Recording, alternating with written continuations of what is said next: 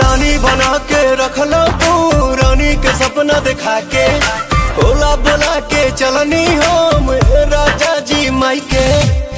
पहले जे जनती चूल्हा चौकी करो बाई नदिया किनार भेजी पानी भरो बाई कबो न बियाह बारा चैती अहो राजा मांगे न सेनुराटी कवैती अहो राजा कबो न बियाह बारा चैती।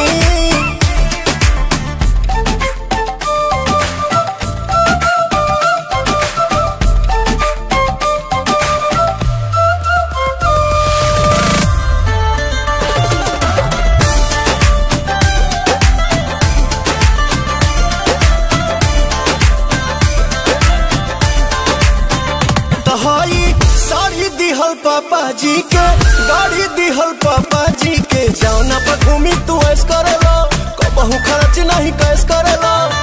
कुल ही कमाइया सबत पौड़ाई बन सारी सारी रात पिया ओनिए बिताई बात अपन भोजन न बसियती आहो